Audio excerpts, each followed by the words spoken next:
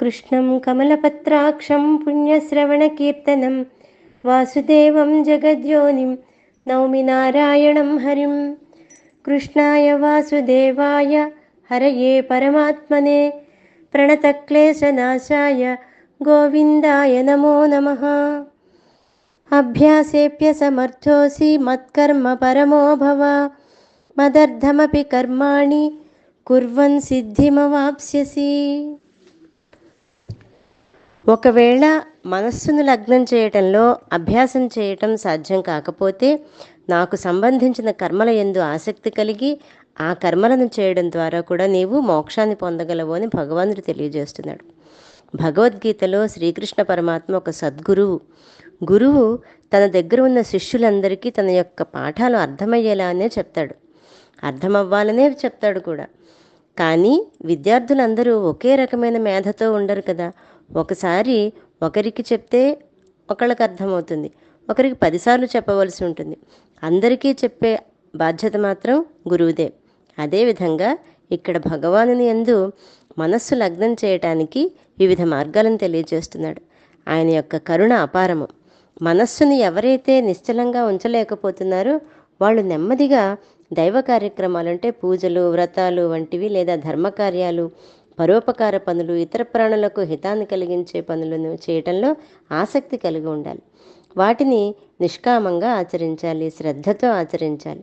అంటే నేను ఇంత పూజ చేశాను, నాకు ఇంకా ఫలితం రాలేదను, లేదా అంతమందికి అన్నదానం చేశాను, అంతమందికి ఉపకారం చేశాను, అయినా ఇంకా ఫలితం రాలేదు అనేటువంటి ఆలోచన దగ్గరకు రానేయకూడదు. ఫలితం గురించి ఆలోచించకుండా మనం చేయవలసినటువంటి ధర్మకార్యాలను చేయాలి. జపము, ప్రార్థన, కీర్తన, భజన, పూజలు, వ్రతాలు మొదలగు వాటిని భగవత్ప్రీతి కోసం చేయాలి. మన పూర్వీకులు ఈ పూజలు, వ్రతాలు చేయించడంలో ఆంతర్యం ఇదే. అలా అని చెప్పి మరీ మూర్ఖంగా చెప్పలేం. మూర్ఖంగా ఇలాగే చేయాలి అని చెప్పలేదు. భగవంతుని యొక్క ప్రీతి కోసం చేసే ఈ కార్యాల వలన మనస్సు శుద్ధమవుతుంది. ఆ శుద్ధమైన మనస్సు నుండి జ్ఞానం ఉదయిస్తుంది. ఆ జ్ఞానము మోక్ష సిద్ధికి కారణమవుతుంది, మోక్ష స్థితికి తీసుకెళ్లేటువంటి అవకాశం కలిగిస్తుంది. అతి సూక్ష్మమైన చంచలమైన మనస్సులో ఉండే కోరికలను అరికట్టలేనటువంటి వాళ్ళకి ఈ కర్మ మార్గం ఎంతో సులభంగా ఉంటుంది. అయితే ఈ కర్మలు సకామ కర్మలు కాకుండా నిష్కామ కర్మలకు మాత్రమే ఉపయోగపడాలి.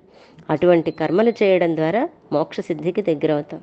శ్రీకృష్ణ పరమాత్మ చెప్తున్నటువంటి శ్లోకంలో ఈ అర్థం ఇంకొకసారి విపులంగా ఆలోచించినట్లయితే, మనస్సు లగ్నం చేయలేకపోతున్నాము, నిర్గుణోపాసన చేయలేకపోతున్నాము, ధ్యానం చేయలేకపోతున్నాము అనుకునేటువంటి వాళ్ళకి భగవానుడు చెప్పిన వేరొక అద్భుతమైన మార్గము పూజలు, వ్రతాలు, నోములు, రకరకాలైనటువంటి ఆచార వ్యవహారాలని చక్కగా పద్ధతిగా శ్రద్ధతో ఒక ఏది కూడా నిష్కామ కర్మతో చేసినట్లయితే తప్పకుండా భగవంతుని దర్శనం కలుగుతుంది అని శ్రీకృష్ణ పరమాత్మ తెలియజేస్తున్నారు. జై గురుదత్త.